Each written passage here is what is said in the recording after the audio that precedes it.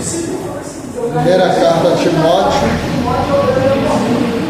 O autor, o apóstolo Paulo, a data cerca de 65 depois de Cristo, tema a sã doutrina e a piedade, palavra-chave: cuidado, vigilância, força, compromisso, tá? Então, esta carta ele está escrevendo, tá? A um jovem auxiliar que é Timóteo, tá? Para quê? Esse Timóteo foi quem Paulo praticamente ganhou para Cristo, e ele se tornou um dos responsáveis da igreja que Paulo tinha fundado. Então, é um jovem pastor, e agora que Paulo também está tendo cuidado de orientá-lo, né? Até porque existia a necessidade da obra. É como uma obra que se inicia, né? Então o que a gente faz? A gente vai suprindo as necessidades com quem nós temos, com os que temos. Então vamos treinando, vamos orientando, vamos capacitando, ensinando, né? Para que vai suprindo aquelas necessidades.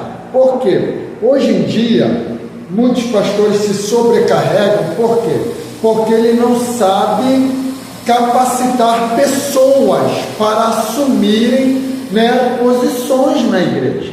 Então, ele precisa. E um dos maiores erros que os pastores cometem hoje é o medo de preparar pessoas para assumirem o seu lugar, né? Então, esse é um dos maiores medos que muitos pastores têm. Só que obra de Deus não é propriedade de pastor, é propriedade de Deus. Então, se amanhã eu me for, né, partir desta vida, como que fica a obra de Deus, né? Então, Paulo está preparando Timóteo, porque Paulo vai morrer. Paulo está seguindo para ser morto. Então, Paulo está preparando ele para lidar com o quê? Para lidar com aquilo que Paulo estava lidando, com os falsos mestres, com aqueles que iriam tentar se infiltrar na igreja, né, para disseminar doutrinas erradas. Então, Paulo está preparando Timóteo. No entanto, ele escreve 2 cartas a Timóteo. Então, vamos lá. O autor, a gente já sabe que é Paulo, irmãos. Então, vocês vão marcar em autor, que está embaixo aí, 1 e 2 Timóteo e Tito, comumente chamadas epístolas pastorais.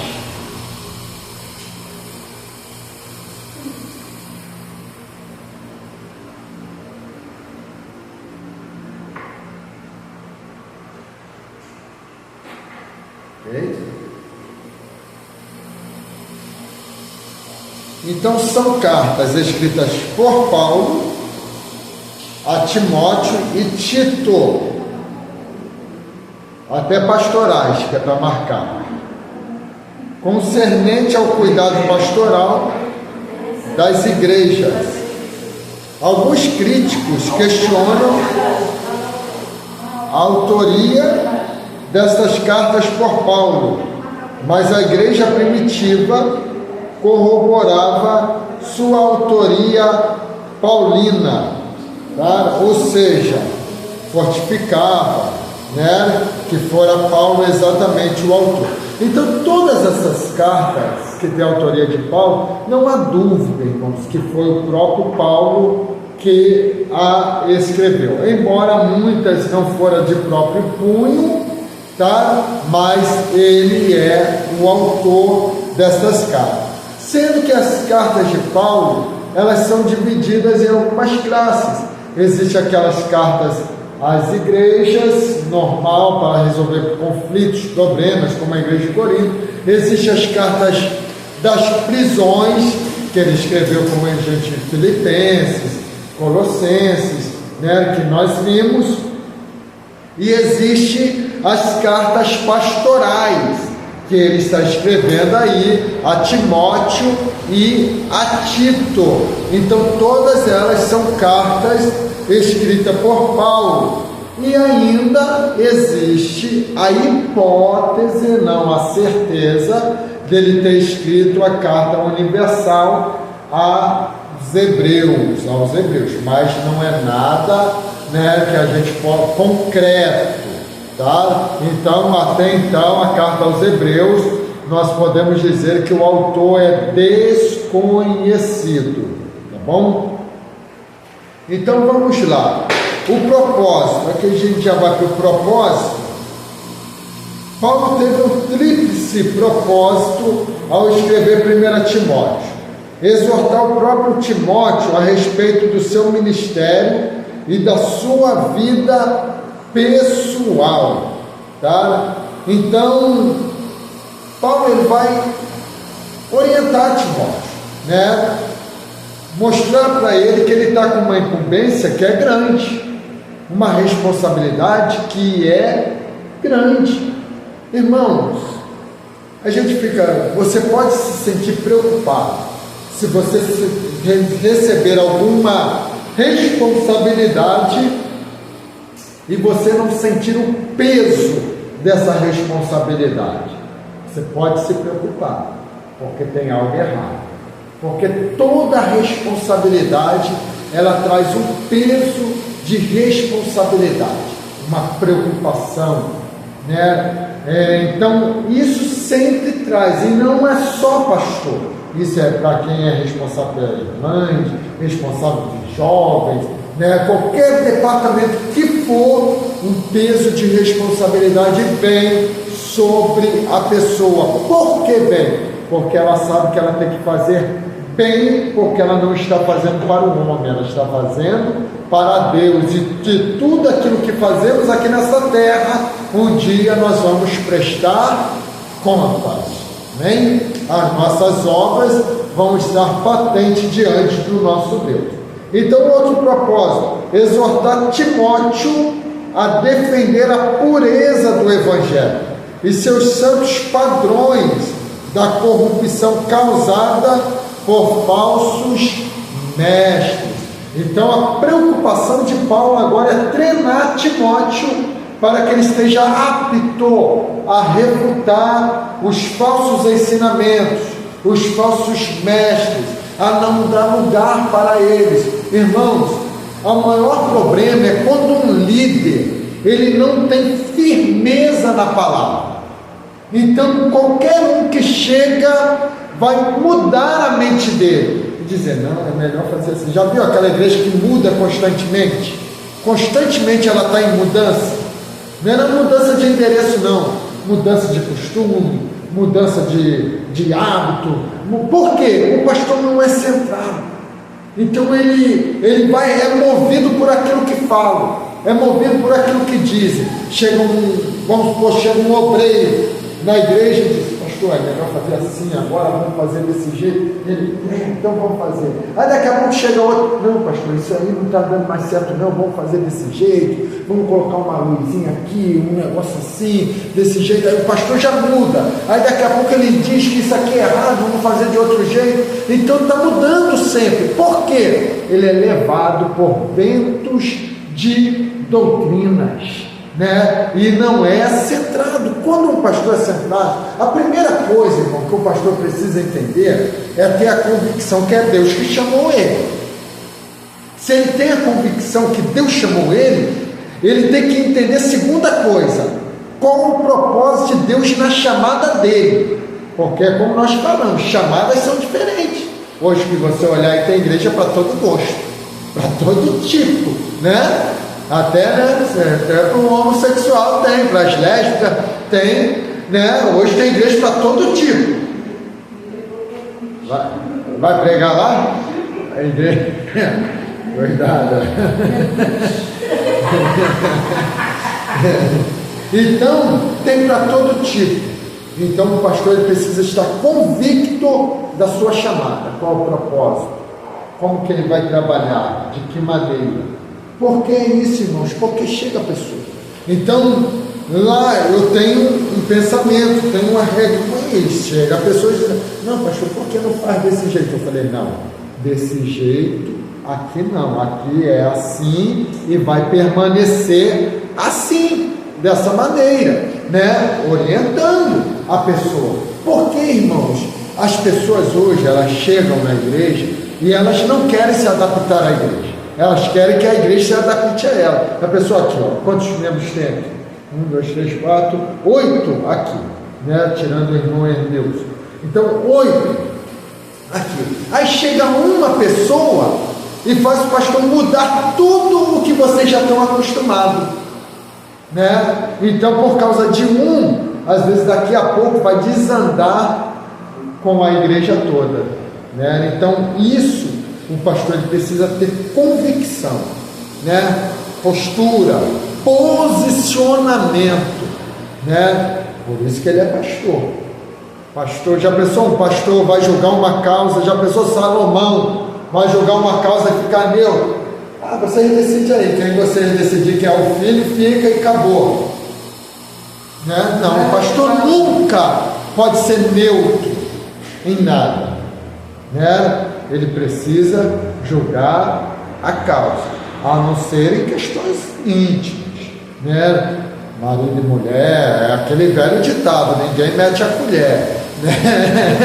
Então, porque o pastor não convive dentro da sua casa, então é outros assuntos. Mas Paulo está orientando a Timóteo. O propósito de Paulo escrever a primeira carta é essa preocupação com os falsos ensinos, preparar Timóteo para isso. E segundo, dar a Timóteo terceiro, dar a Timóteo instruções a respeito de vários assuntos e problemas de Éfeso, porque Timóteo era pastor da igreja de Éfeso, tá? Ele foi colocado em Éfeso para tomar conta da igreja em que estava em Éfeso.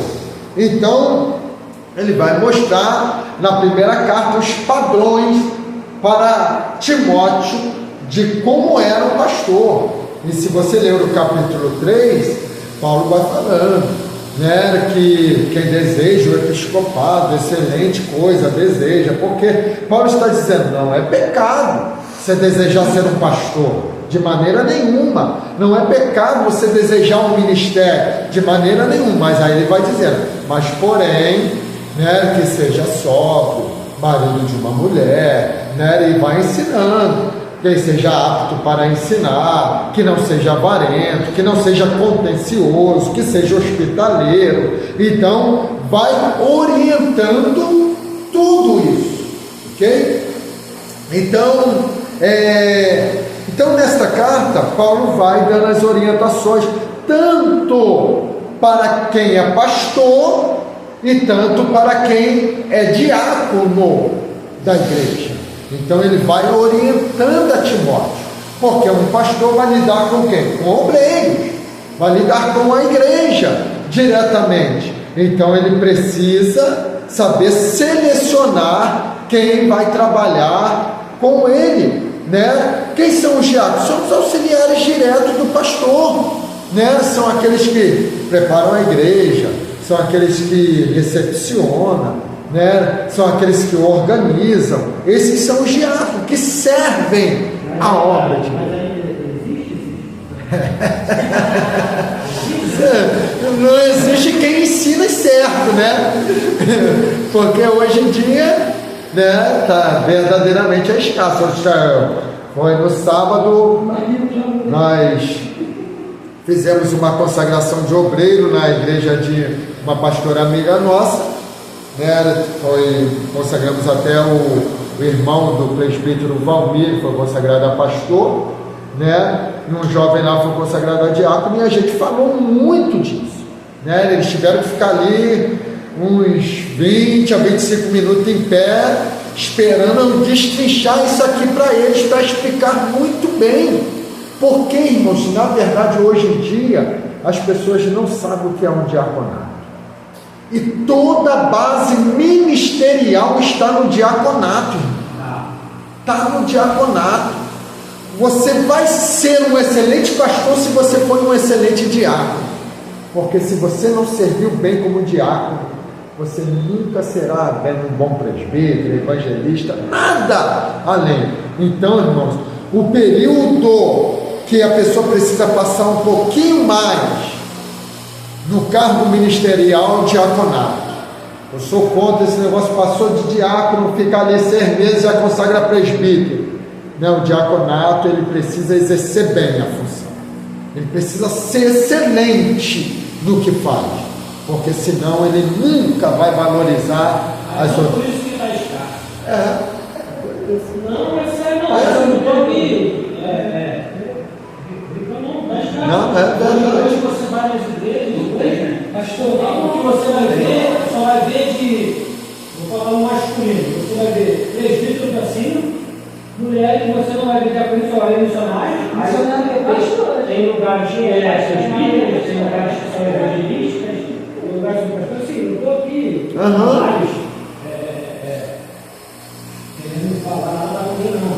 Mas assim, tá difícil. Hoje, acabou isso. O diaconato hoje está escasso, e não tem igreja que nem não existe mais isso. Já pula etapa, né? Porque hoje, por exemplo, se o pastor, não estou falando aqui na nossa reunião, mas hoje, se o pastor não chegar cedo dentro da igreja, nunca vai chegar na tarde, porque eu lembro, eu vou falar de mim. Na minha época, eu morava em Maria Paula. E a igreja era em cima ali no morro ali, onde o missionário deles mora. Eu chegava lá, era eu e ela, nós éramos diáconos. Nós chegávamos primeiro. Quando eu chegava, às vezes eu chegava, ela já estava.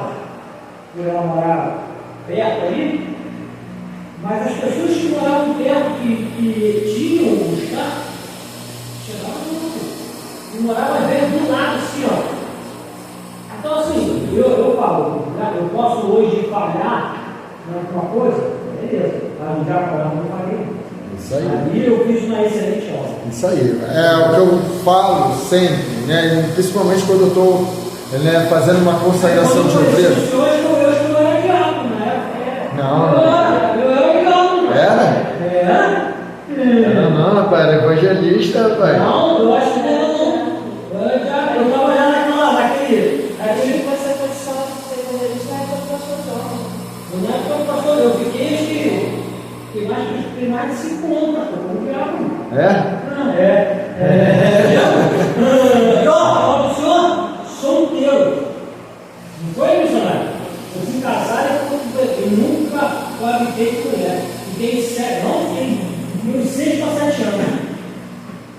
Exercendo a minha função. É isso aí. Então, esse é o ícone para todo o ministério, é o diaconato. Por quê? Porque é uma função que você nunca vai deixar de ser. Não. Entendeu? Você vai ser presbítero diácono, você vai ser evangelista diácono, você vai ser pastor diácono. Porque servir faz parte do ministério.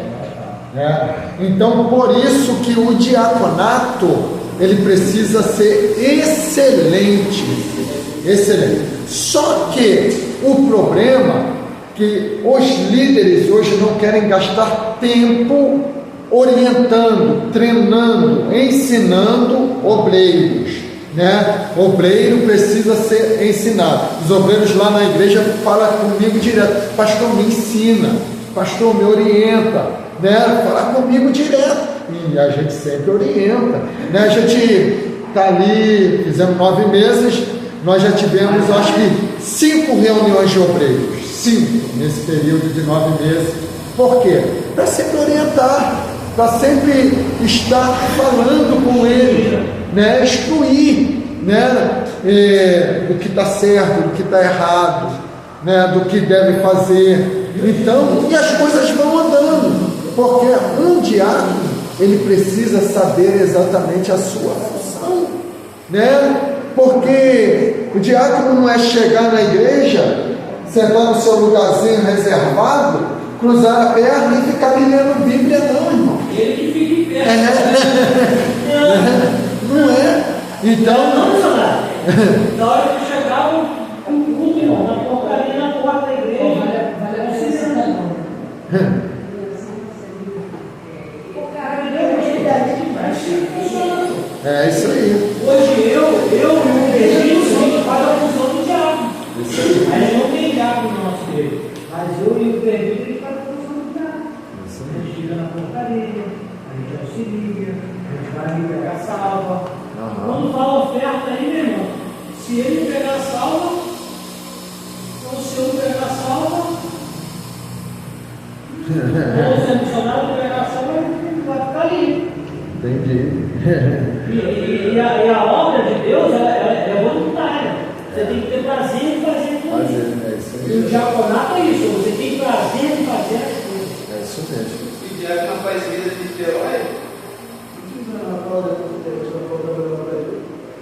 campanha lá, pois não era só uma quarta-feira na semana, era 7 dias. Começava no domingo e no outro domingo, todos os obreiros. Aí esse cara trabalha no mercado das armas, descarregavam 3 caminhões de 30, 40 mil metros de carga. Descarregaram 3 caminhões. Olha, atender um malabar. Aí tinha que, a gente ficava ali no escorão, a parede, chegava o momento de oração, mais de 200 pessoas, assim, bastante obreiros de oração.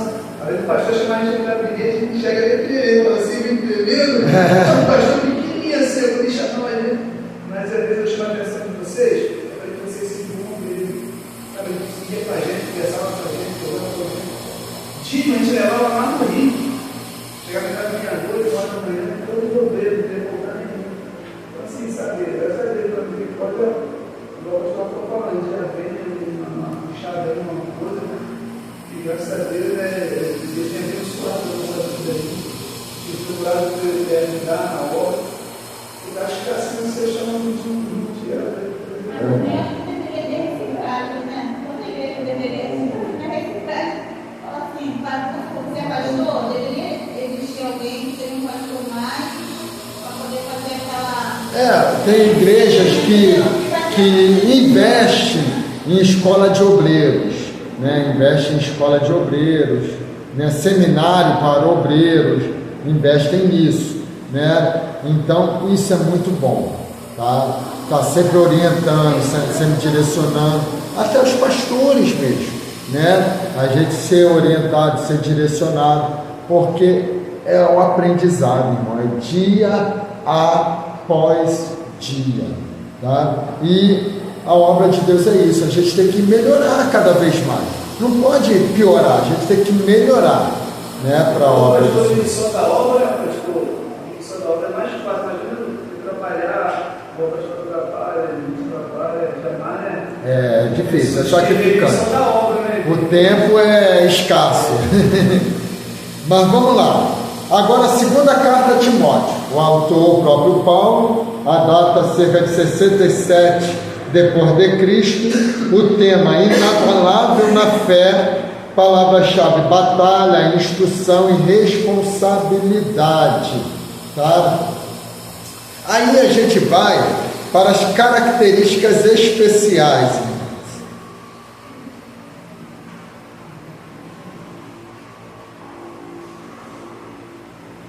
No seu livro, irmão Henrique, você é a página 80. Lá embaixo, características especiais, achou? Isso aí. Então, vamos lá. Contém as últimas palavras escritas por Paulo antes da sua execução por ordem de Nero, em Roma, uns 35 anos depois da sua conversão a Cristo.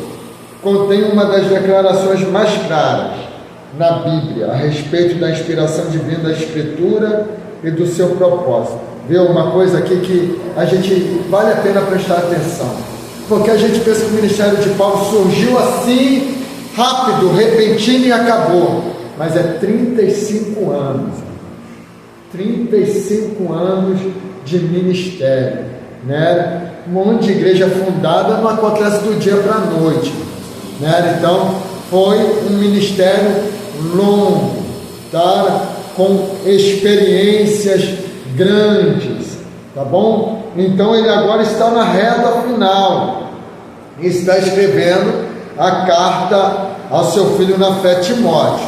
Então ele contém uma das declarações mais claras na Bíblia a respeito da inspiração divina das Escrituras e do seu propósito. Paulo reafirma que as Escrituras devem ser interpretadas com exatidão pelos ministros da palavra e insiste que a palavra de Deus seja confiada a homens fiéis que por sua vez possam ensinar a outros, né? Então, irmãos, a questão do ensino, isto é privilégio, tá? É um grande privilégio, porque este seminário, o que ele traz de bom? Traz de bom que ele está preparando pessoas para ensinar outras pessoas, né? Pessoas para pregarem, ensinarem, né? Evangelizarem com base bíblica, irmãos, né? Então, Paulo está dizendo que o propósito dele escrever essa carta é de orientar Timóteo a confiar a palavra de Deus às pessoas fiéis, que possam ensinar a outros. É como eu já falei a vocês, o ensinar não é só blá blá blá, o ensinar é com a vida, né? O ensinar é com testemunho. Então, se alguém for ensinar para vocês e vocês olharem, mas fulano é assim, fulano é desse jeito, você não dará crédito ao ensino, porque a vida dele não condiz com aquilo que ele ensina, né? Então Jesus, antes de falar, ele ensinou com a vida, né? Ensinou com o seu próprio ser, tá? Então, do começo ao fim da carta aparecem exortações sucintas, por exemplo, desperta o dom de Deus, não te envergonhes, sofre pelo Evangelho, conserva o modelo das sãs palavras, guarda a verdade, fortifica-te na graça, passa adiante a mensagem, sofre as aflições, ser diligente na palavra. O que é diligente? É dedicado, tá? Dedicado à palavra. Ah, eu vou pregar. Ah, chegar lá, o que Deus me der, eu falo. Irmãos, tem que ter uma dedicação, né? Claro que Deus dá, irmãos, a gente crê nisso, né? Eu sei que cada um já teve sua experiência, como eu já tive também, né? Mas há uma dedicação. Poxa, você... Você estudar uma coisa e chegar lá e ó. Não é outra coisa. Aquele negócio novo é isso aí. Seria um negócio tudo preparado com os bolsos, tudo já preparado. Aí, não é nada disso. E agora? E agora como é que faz? Você não estudou, não tem base? É nessa hora que dá certo. Porque a gente quer falar com uma pessoa já. É isso aí. É isso mesmo. Falar necessidade. Aí, irmã, você está lá na minha casa? Ela, diante de Deus, gente. A irmã chegou para mim no final do culto. Ela ficou assim, ó. Tudo que eu falei, justamente nesse dia foi o dia que eu tive que mudar a mensagem. Eu ia pegar alguma coisa e peguei outra. Aí ela já falou, você está na minha casa? Assim mesmo, gente, como é que pode? Como é que eu... Aí eu fiquei, eu me arrepiei também. Como o Espírito testifica, né? É verdade, é isso mesmo. Aí outra palavra, evita os falatórios profanos. Irmão, sabe o que é profano? É trazer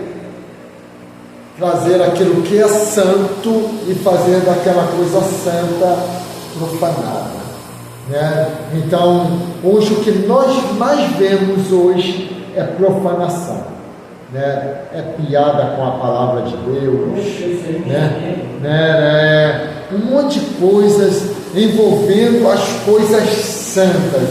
É brincadeira com mistério, é brincadeira com línguas estranhas, é brincadeira de todo o tipo, né? Então, irmãos, os falatórios profanos também são, né? Às vezes calúnias, são disseminação de intrigas e todas essas coisas. Então, evita os falatórios. Por que ele fala evita? Tiago ele vai explicar depois. Sabe o que Tiago vai explicar? Porque se nós fôssemos capazes de conter a nossa língua, nós seríamos capazes de dominar todo o nosso corpo. Porque a língua é o membro mais indomável que nós temos no nosso corpo. Eu acho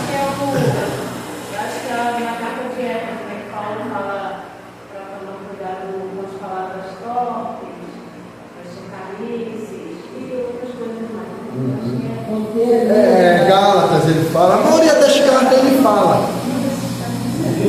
Cada vez que a gente vai estudando, eu vou vendo que a distância, ela Não é. A distância parece mais longa, sabe? Porque a Bíblia confronta a gente, né? É o que a missionária, a irmã Eusebia falou. E parece que ela acha que ela pensa assim, será que eu não sou? Parece que é isso aí que vem com. Porque a Bíblia, irmão, ela mostra a santidade de Deus. É isso aí. E vamos supor, igual Isaías. Você acha que Isaías era impuro verdadeiramente? Ele era um profeta, irmãos, não era. Mas só que quando você bate diante da santidade de Deus, você vai ver que você se acha mais podre. É isso aí. Porque você está diante daquele que é santo verdadeiramente. E nunca vai ter. Agora, quando o senhor falou da língua, sinceramente. Isso aí. Tem uma parte que a língua força, a perna já começa a se dobrar para você falar. Então foge dos desejos aí, para você agora.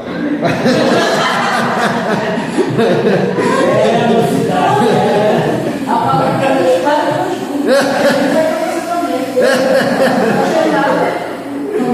Foge dos desejos da mocidade e segue a justiça, né?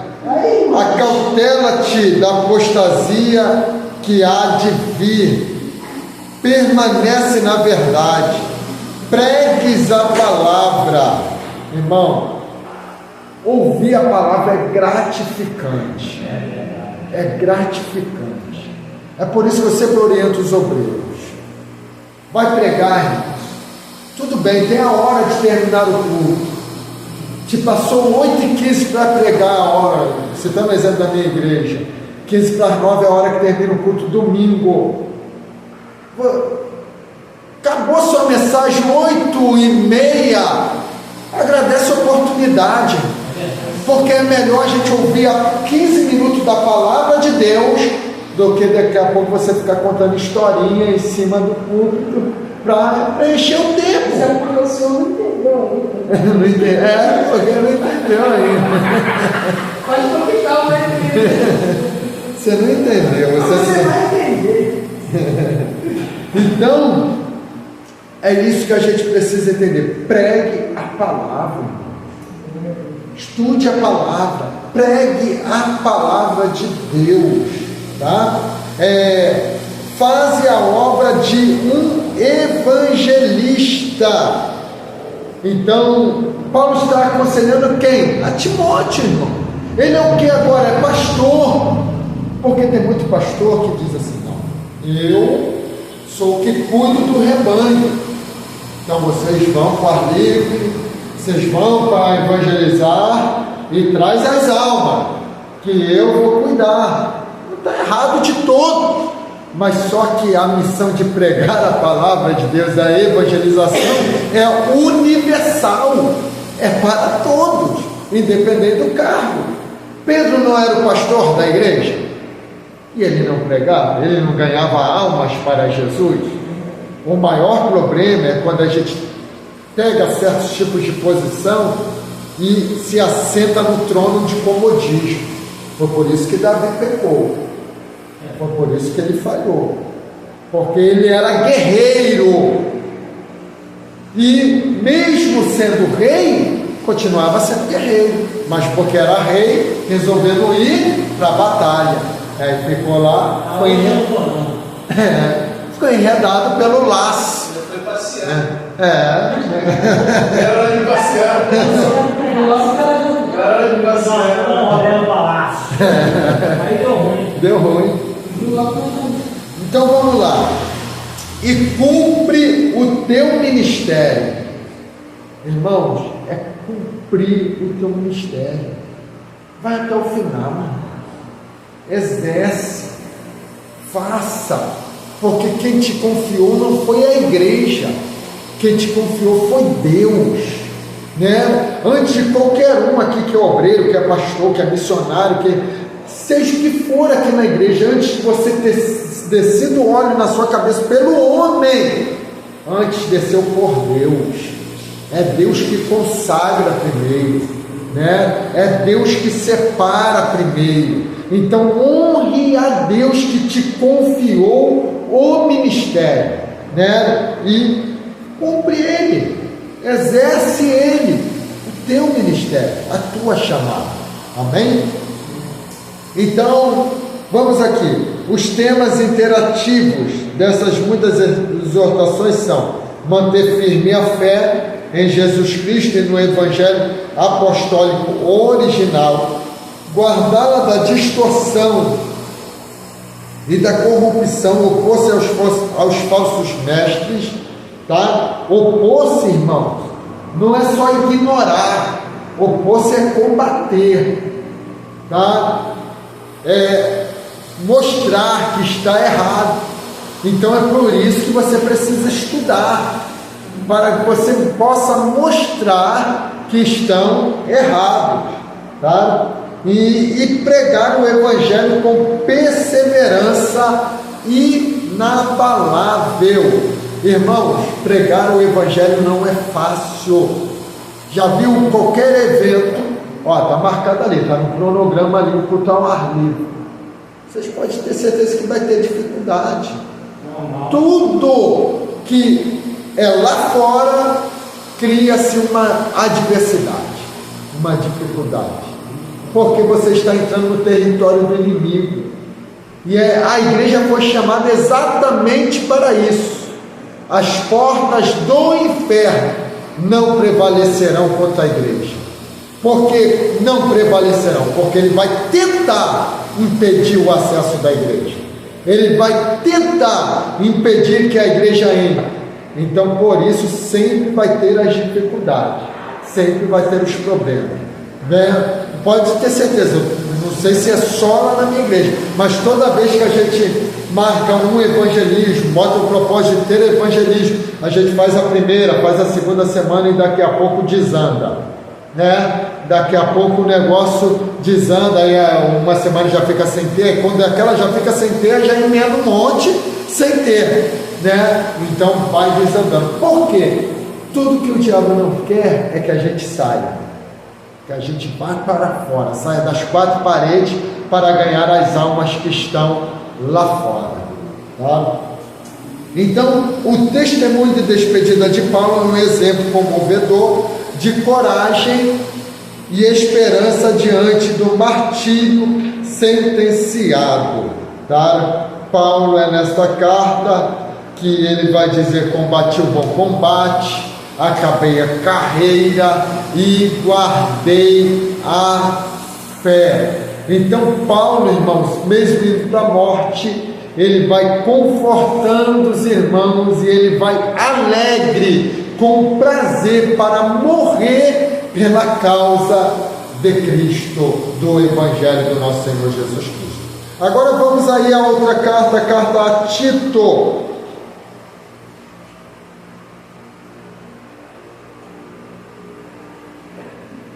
O autor, o próprio apóstolo Paulo, a data cerca de 65 a 66 depois de Cristo.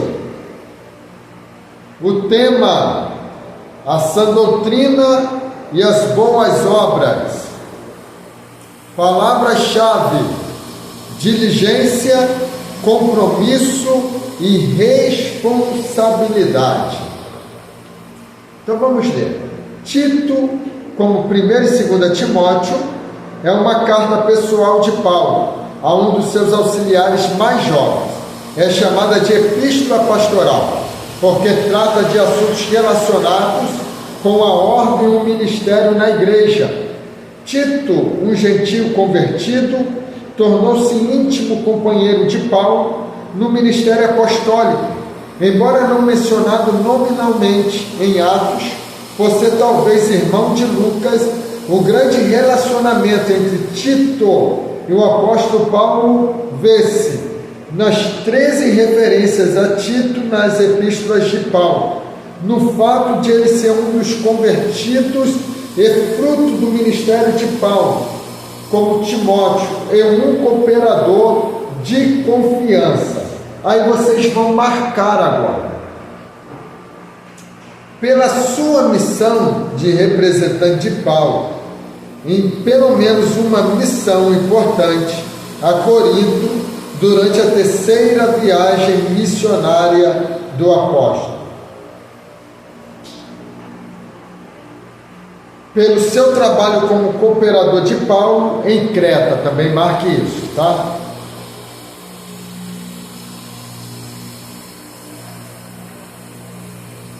Então, Tito também era um pastor jovem, que Paulo tinha essa preocupação, da mesma forma que ele orientou a Timóteo, ele está orientando a Tito, tá?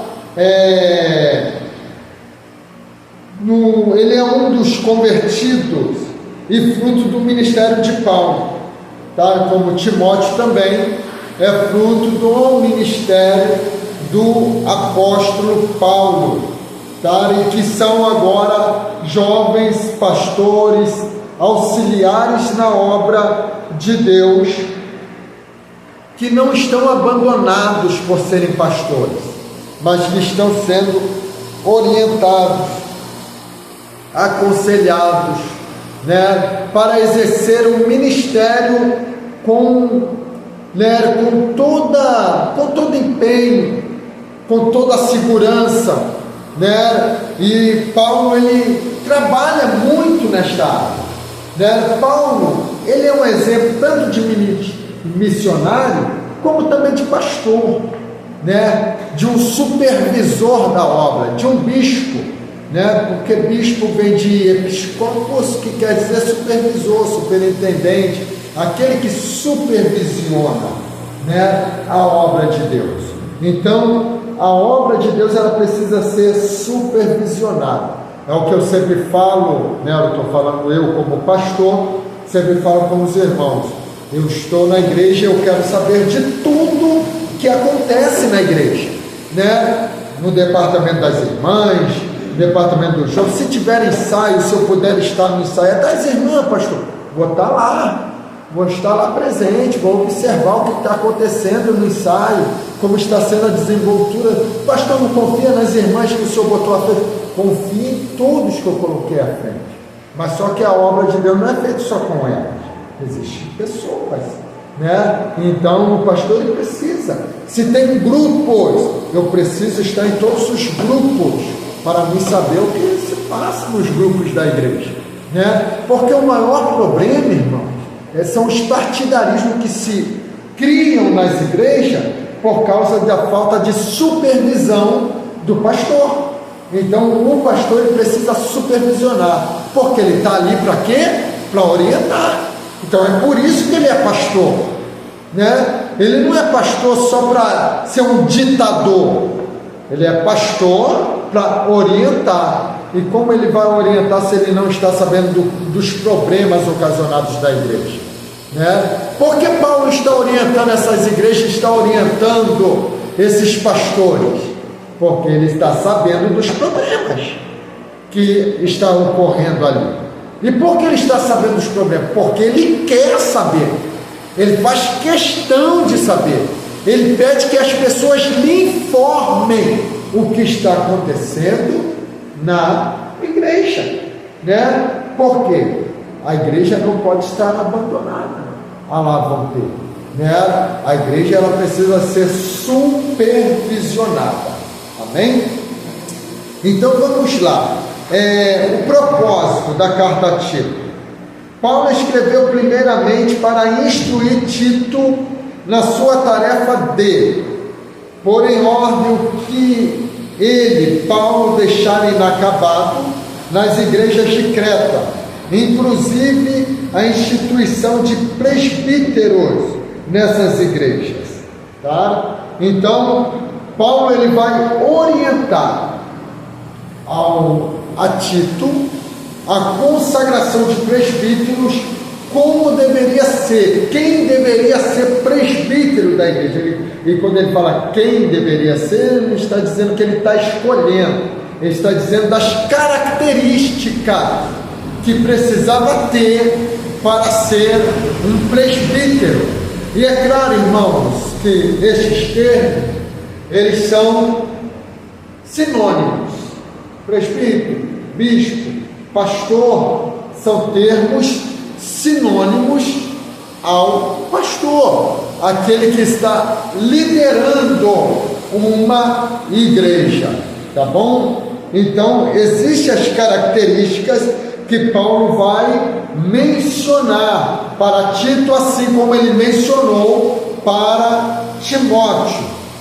Aí ele vai falar também ajudar as igrejas. O propósito foi ajudar as igrejas a crescerem na fé, no conhecimento da verdade e em santidade.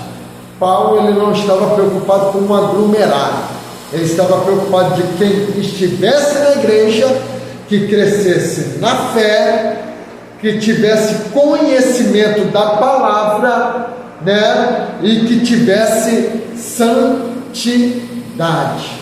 Por quê, irmãos? Primeiro, nós nunca vamos conseguir estudar a palavra se não tivermos fé. Porque, primeiro, para a gente ler a palavra, a gente precisa crer que ela é a palavra de Deus. Amém? E é por isso que temos prazer de lê-la, porque nós sabemos que é a palavra de Deus. E segundo, ninguém vai obter santidade sem ler a palavra. Porque quando, o que nós acabamos de falar aqui, a gente vai estudando e parece que a gente vai, parece que vai criando uma barreira entre nós e Deus, porque a gente vai percebendo as nossas imperfeições. Como? Por causa da palavra. Porque a palavra é santa, ela revela o Cristo que é santo, porque Ele é a palavra. João revela isso. Ele começa o Evangelho dizendo: no princípio era o Verbo, e o Verbo estava com Deus, e o Verbo era Deus. Então Cristo é a palavra, tá bom?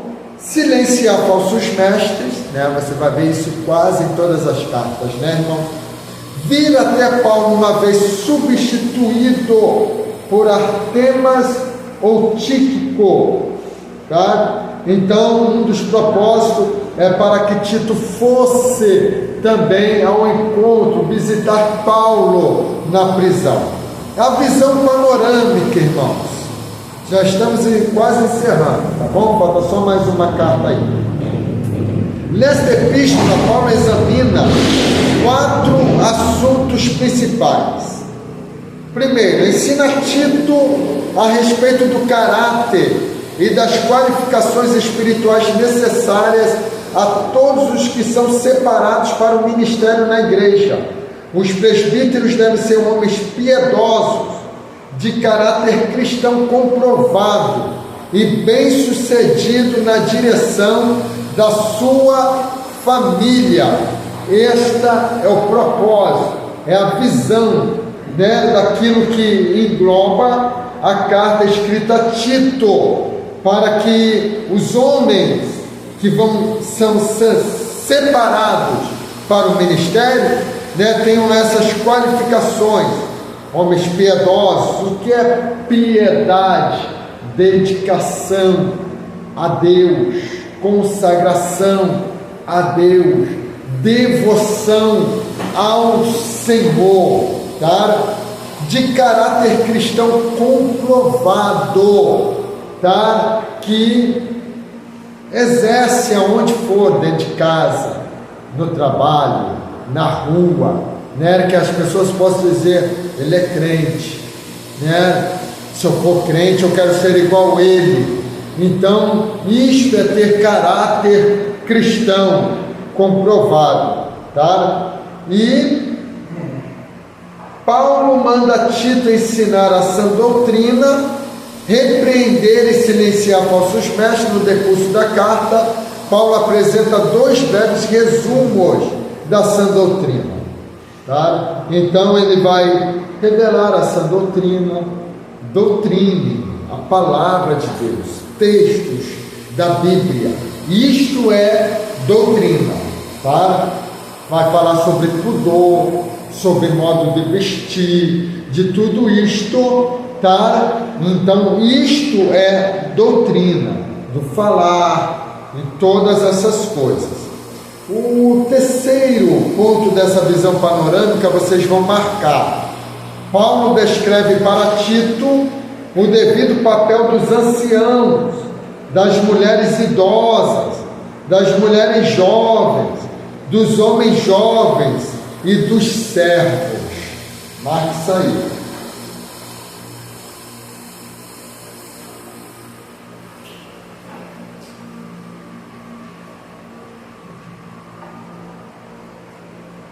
Ok? Então, quando você olha, irmãos, ela é similar, tá? A carta que Paulo escreve a Timóteo, principalmente a primeira carta que Paulo está escrevendo a Timóteo. Então ela é bem similar a esta carta, porque vai tratar uma carta pastoral, tá bom, irmãos? Então, características especiais, 2 breves resumos da verdadeira natureza da salvação em Jesus Cristo. A igreja e seu ministério devem estar edificados sobre firmes alicerces espirituais, teológicos e éticos, tá? Uma igreja não precisa ter ética, tá? Contém uma das 2 listas no Novo Testamento enumerando as qualificações necessárias à direção da igreja. Aí vamos aí para a carta a Filemon, para a gente encerrar isso.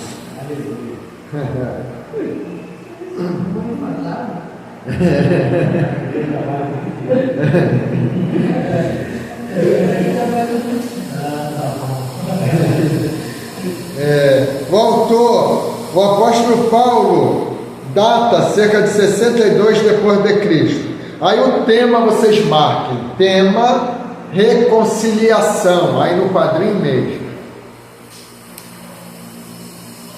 Palavra-chave irmão, versículo-chave Filemon 17 ao 19, porque Filemon não tem capítulo, tá, irmão? Então vocês vão marcar agora. Paulo escreveu essa epístola da prisão como uma carta pessoal a um homem chamado Filemon. Tá, esta carta é a única carta de Paulo que é uma carta pessoal, para tratar de assunto pessoal. Mas por que está na Bíblia, pastor? Porque é mistério, e a gente vai compreender porque Bíblia, irmãos, é mistério. É como Cantares de Salomão está na Bíblia, né? É, isso aí. Tem um propósito. Tem um propósito. Se eu não me engano, acho que é lá. Hã? É, isso aí. Então vamos lá. Mais provavelmente durante sua primeira prisão em Roma. Os nomes idênticos mencionados em Filemon e em Colossenses indicam que Filemon morava em Colosso e que as 2 cartas foram escritas e entregues juntas. Filemon era um senhor de escravos e membro da igreja de Colossos, tá? Talvez um convertido de Paulo, Onésimo, ele vai tratar nessa carta sobre Onésimo, tá? Era um escravo de Filemão, que fugira para Roma. Ali teve contato com Paulo, que o levou a Cristo. Desenvolveu-se um forte vínculo de amizade entre os dois. Agora Paulo, um tanto apreensivo, envia Onésimo de volta a Filemão, acompanhado por Tíquico, cooperador de Paulo, levando esta carta. Então Paulo faz o seguinte: Onésimo se converte. Ele tinha fugido antes de se converter. Ele se converte. Então você vai entendendo que tem um propósito, viu? Porque ela está na Bíblia. Então Paulo diz: você vai voltar lá, eu vou mandar uma carta, né? Porque você precisa voltar. Ele precisa te liberar, porque você está sob a tutela dele. Então, o que Paulo está aconselhando? Se é no jejum, não, agora você é nova criatura, fica aí, está tudo certo, né? É o que a gente mais vê, irmãos. O que a gente mais vê, né? Vamos supor, cometi vários crimes e agora sou de Cristo. Aconteceu, né? Já tem bastante tempo atrás, um irmão que congregava lá com meu pai. Então ele veio de Nova Iguaçu, né? Até então ninguém sabia o porquê, né? Aceitou Jesus, estava lá congregando. Lembra do programa Linha Direta? Daqui a pouco aparece a foto do irmão lá no Linha Direta, né? Por quê? Era um irmão meio explosivo, né? Um rapaz sentado na calçada dele, não sei se estava usando entorpecente ou alguma coisa assim, mas ele foi lá se queixar, pedir para o rapaz sair. O rapaz distratou ele. Nessa discussão ele agrediu e acabou matando o rapaz, né?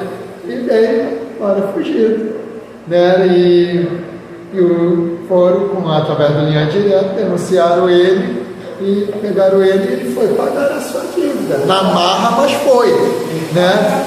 Tem que pagar. Então, qual era o certo? O certo aceitou Jesus,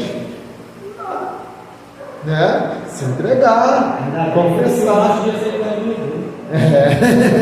Porque o pastor, não, vamos ser sinceros. É o correto, né? É o correto. É o correto. Muitas coisas que é para a gente seguir corretamente, muitas coisas que não servem. Verdade. Mas, assim, eu falei aqui no tom de brincadeira, mas assim, ainda bem que eu te paguei o que eu paguei, eu tinha aceitar Jesus. Porque se me enganar, Paulo, você aceitou Jesus agora, você prometeu um filho e tal, né? Você tem que ir lá.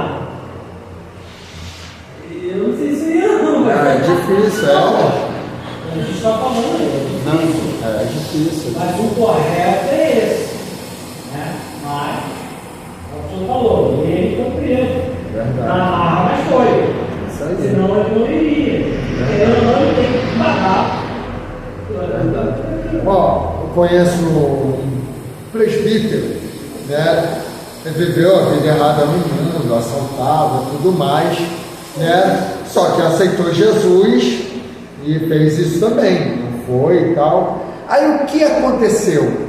Como ele já tinha passagem nisso, aconteceu um furto semelhante, só que, como ele era escuro, e chamaram, você tem que comparecer na delegacia, aconteceu um furto assim, e pelas características que deram, você é um suspeito. Só que o que fizeram? Colocaram duas suspeitos brancos e só ele escuro no meio. A mulher foi, é ele.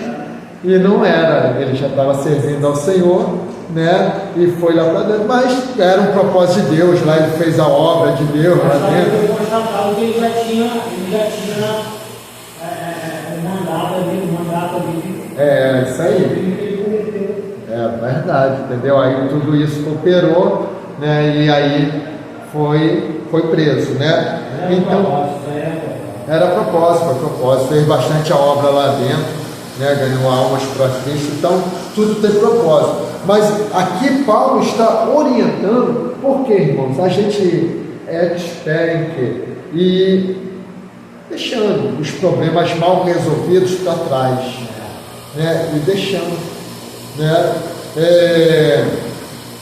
Todo mundo sabe, né? A gente está lá com o nosso ministério agora, mas sempre teve algo que me preocupava, que é o quê? A convivência com meu pai, que era o meu antigo pastor, né? E graças a Deus, né?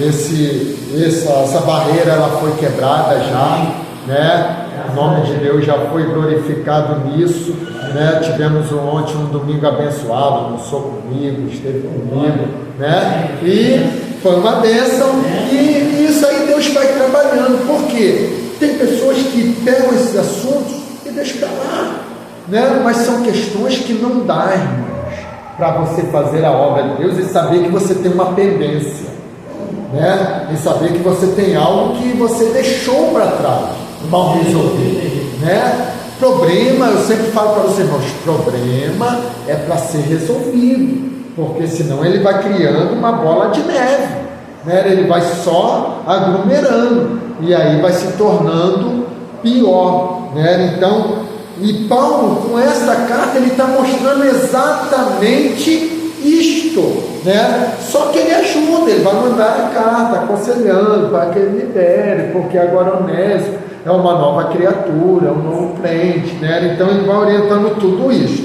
Então este é o propósito dessa carta a Filemon, tá bom? Então, visão panorâmica, vamos características especiais e aí a gente encerra. Vocês vão marcar aí a primeira. Essa é a mais breve de todas as epístolas de Paulo, tá? Mas só até aí, tá, Marcos? Só até aí. Mais do que qualquer outra parte do Novo Testamento, ela ilustra como Paulo e a igreja primitiva tratavam do problema da escravidão no Império Romano, ao invés de atacá-la diretamente ou de instigar, né? Então, Paulo, ele era uma pessoa que, irmãos, para a gente pregar o Evangelho hoje, a gente tem que compreender as pessoas, a cultura, o pensamento das pessoas e o respeito. Por isso que a gente consegue pregar. Porque se você chegar desrespeitando um espírita, desrespeitando um homossexual, desrespeitando, né, no testemunha de Jeová, seja quem for, você nunca vai conseguir pregar a palavra de Deus. Então você precisa fazer um ambiente para você pregar. Por isso que Paulo diz: fiz de fraco para ganhar os fracos, fiz de louco para ganhar os loucos, né? Então é adaptar-se ao ambiente, não compartilhar o pecado deles, mas você se adaptar com respeito para você conseguir conviver com ele, porque não tem como você pregar sem conviver. Não tem como você pregar. Se alguém for uma tribo indígena, você vai ter que conviver com eles lá para você pregar. Não adianta que você vai chegar lá, vou fazer um culto aqui. Não vai. Não vai mesmo. Você vai ter que conviver. Comer o que eles comem, né? Estar entre eles, ver a cultura deles. Participar, né? Então, os limites da cultura dele, né? É isso aí, né? Então o Evangelho é isso. Mas só o que acontece? A gente se fecha entre nós. E não é, já viu? Ó, com todo o respeito, eu também já fiz o meu cronograma lá. Mas quando a gente olha, a gente tem mais evento para nós do que lá para fora. A gente tem evento para quê? Evento de avivamento, busca do Espírito Santo, né? Até as campanhas mudaram. As campanhas de libertação não é campanha de libertação, é encontro de vaso, é encontro de profeta, é encontro disso, é encontro daquilo, né? Então são cultos voltados para quem? Para nós. Tudo fechado. Tudo fechado, né? Então a gente se fecha para eles não ter acesso, irmão. né? Então, e a igreja, a gente precisa abrir porta para que as pessoas venham, para que as pessoas cheguem, né? Então é por isso que fica essa guerra hoje. Um pega membro da igreja dali, outro pega membro da igreja daqui. Então fica essa guerra. Por quê? Porque a gente só quer lidar com crente. Só quer lidar com crente. Um dia desse eu fiquei meio chateado, porque é toda vez de um varão fazer a campanha: pastor, manda sua foto, botar aqui no banner para você vir na campanha. Varão, convido umas 10 almas aí para ir para o culto, para participar do culto. Só está convidando crente. Convida as almas, convida vidas, convida o vizinho, né? Irmão, né? Então tem certos cultos que eu não dou, não coloca não, irmão, porque eu nem sei se eu vou, né? Porque é isso, irmão. A gente está muito pensando em nós. É claro que a gente está aqui, a gente está se preparando e aprendendo para quê? Porque a gente sabe que tem uma multidão de almas esperando a gente, irmão. Né? Esse conhecimento é para quê? Para me subir aqui e esboçar conhecimento para dizer: poxa, eu prego melhor do que o Gustavo. E o Gustavo pregou aqui, eu vou superar ele. Não é, irmão. Não é. Se você tem esse pensamento, você está estudando no lugar errado. Porque esse aprendizado aqui, irmãos, é para que você conheça a palavra, se estruture na palavra, seja um obreiro aprovado e tenha paixão pelas almas. Paixão pelas almas. Você só vai ser um excelente pastor se um dia você aprender a amar almas, né? Você precisa amar almas, amar as vidas, né? Então isso é muito importante. Amém? Então aqui a gente encerra e vamos aí corrigir o questionário. Questão de número 6 é da prova. Opa, essa é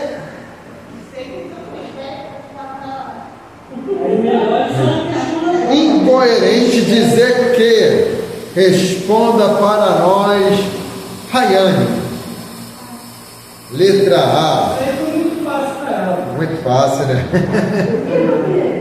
Então a 7 também é da prova. Quanto a Tito, é correto dizer que? Responde então, Anderson.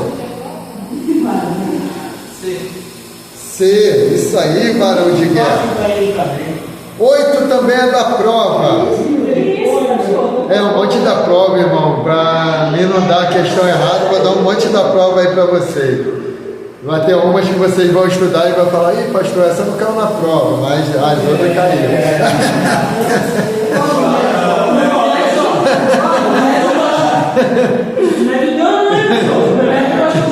Não tinha que ser para falar, estudar os questionários. E tinha aula que era 112 questões. 112 questões, minha cabeça Vamos lá.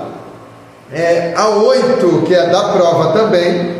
Epístola escrita por Paulo na prisão como uma carta pessoal a um homem cujo tema central é a reconciliação. Missionária Denise. Letra B, Filemon. 9. Paulo descreve para Tito o devido papel dos anciões, das mulheres idosas, das mulheres jovens, dos homens jovens e dos servos, certo ou errado. Irmão Hermilson não serve, que ele está com o livro ali, já tudo respondendo. Pastor Rafael. Brinca muito, hein, pastor? Tá certo, isso aí. 10 é da prova. Filemão é a mais breve de todas as epístolas de Paulo. Certo ou errado, presbítero Daniel? Ih, deu uma cola aí. Tá certo? Vai na cola dela? Vai na cola dela? Eu fiz isso, mas eu fiz no Tá certo, varão. Gente, vamos se colocar de pé. Vamos agradecer a Deus por esta aula. Os livros já estão a caminho, tá, irmãos? mês que vem já inicia, você já precisa pagar já o próximo livro, tá bom? Mas tem a data aí até o dia 15, só que a data não é, preste bem atenção, irmão, eu sempre explico isso todo mês, a data não é dia 15, é até o dia 15 que eu dou para vocês pagarem, porque tem pessoa que às vezes recebe final de mês, aí dia 1º já faz seu pagamento, para não gastar o dinheiro, né? Tem pessoa que recebe o 5º dia útil, às vezes 5º dia útil com esse monte de feriado que vem aí, às vezes cai lá para o dia 10, para o dia 12, né? Depende, né? Então, recebeu de acordo com o seu pagamento, você vai pagando o seu livro, tá bom? Então, o livro já está a caminho, aí chega esse livro, aí você já tem um outro pedido, né? Que a gente já faz o pedido e já está estudando o que chegou, e assim a gente vai e não interrompe as aulas, tá bom? Então vamos agradecer a Deus por esta aula. Eu vou pedir neste momento que a irmã Gabriele faça essa oração. Amém. E o presbítero Daniel vai impetrar a bênção apostólica.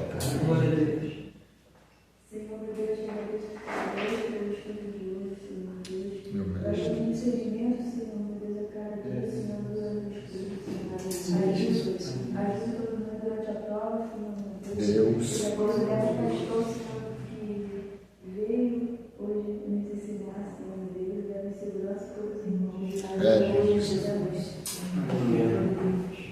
Que a graça do nosso Jesus Cristo, o amor de Deus e a comunhão do Espírito Santo seja com cada um de nós, que aguarda a volta do Senhor Jesus, não somente hoje, mas para todo sempre. Ele diz: Amém.